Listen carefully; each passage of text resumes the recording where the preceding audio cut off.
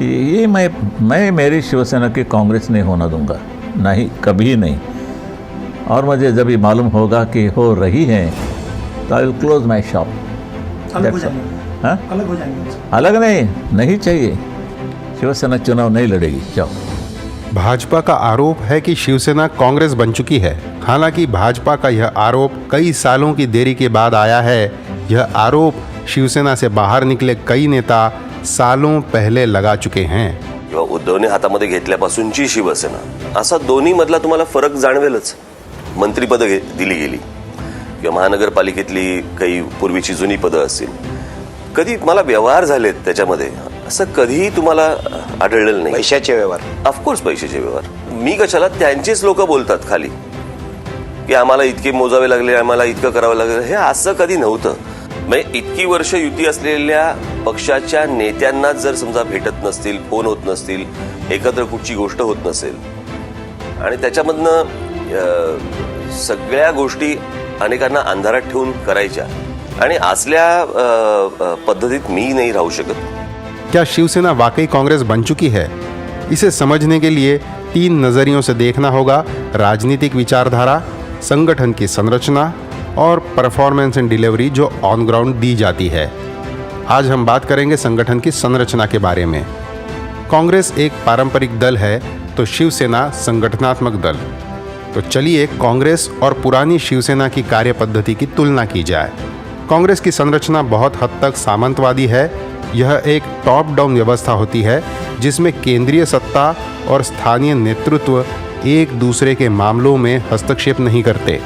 केंद्र में गांधी नेहरू परिवार बादशाहों की तरह राजनीति चलाता आया है, जिनके आसपास कुछ दरबारियों का एक घेरा रखने की परंपरा रही है और ये दरबारी तय करते हैं कि इस घेरे के पार किसे और कब जाने दिया जाए और किसे घेरे के बाहर ही रोक लिया जाए। लेकिन यह केंद्रीय नेतृत्व स्थानीय राजनीति से कोई विशेष लेना देना नहीं रखता। महाराष्ट्र में शरद पवार, मध्य प्रदेश में दिग्गी राजा या कमलनाथ, राजस्थान में पायलट परिवार या गहलोत परिवार अपने अपने खेल अपने अपने तरीके से खेलते आए हैं, जिनमें गांधी नेहरू परिवार कभी दखल नहीं देता। इस व्यवस्था का एक और लक्षण है परिवारवाद, जो राजा का बेटा राजा वाले नियम से चलता है। अगर आप गौर करें तो कांग्रेस के साथ अलाइन होने वाले दूसरे दल भी अमूमन परिवारवादी ही होते हैं, जैसे कश्मीर में अब्दुल्ला परिवार, तमिलनाडु में करुणानिधि परिवार, उत्तर प्रदेश में मुलायम सिंह यादव का परिवार, बिहार में लालू प्रसाद यादव का परिवार या महाराष्ट्र में शरद पवार का परिवार। दूसरी ओर बाला साहब ठाकरे की पुरानी शिवसेना कार्यकर्ताओं के कैडर पर आधारित एक पार्टी थी और शिवसेना की सबसे छोटी राजनीतिक इकाई होती थी शाखा। इन्हीं शाखाओं के माध्यम से बाला साहब समेत शिवसेना का शीर्ष नेतृत्व जनता से सीधे तौर पर जुड़ा रहता था। शाखा प्रमुख जनता और ज़मीन से सीधे तौर पर जुड़े रहते थे और उन्हीं में से एक नया नेतृत्व तैयार होता था। शिवसेना अगर एक विशाल पेड़ मान ली जाए तो शाखाएं वे जड़ें थी जो ज़मीन से जन समर्थन खींचकर इस पेड़ को हरा भरा भी रखती थीं और इस पेड़ को ज़मीन में मजबूती से जोड़कर भी।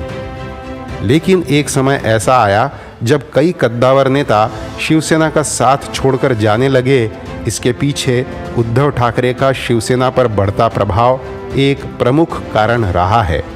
उम्र के साथ जैसे जैसे बाला साहब की सक्रियता कम हुई, वैसे वैसे उद्धव ठाकरे का प्रभाव शिवसेना पर बढ़ता गया और इसी के साथ शिवसेना की संरचना भी बदलती गई। मातोश्री बंगला आजकल 10 जनपद की तर्ज पर चलता है।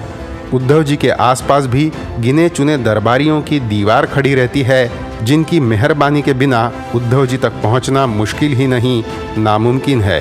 वे शाखाएं जो जनता की आवाज़ और समस्याएं शिवसेना के शीर्ष नेतृत्व तक पहुंचाने का काम करती थीं, वे आजकल मातोश्री से आए आदेश पर चलने लगी हैं और यह संरचना भी अब कांग्रेस की ही तरह टॉप डाउन होने लगी है। क्या वाकई शिवसेना की कांग्रेस हो चुकी है? इस बात की विवेचना के लिए विचारधारा, on ground performance and delivery और शिवसेना के अंदर आ चुके या शिवसेना से बाहर जा चुके नेताओं जैसे विषयों पर हम अन्य भागों में बात करेंगे।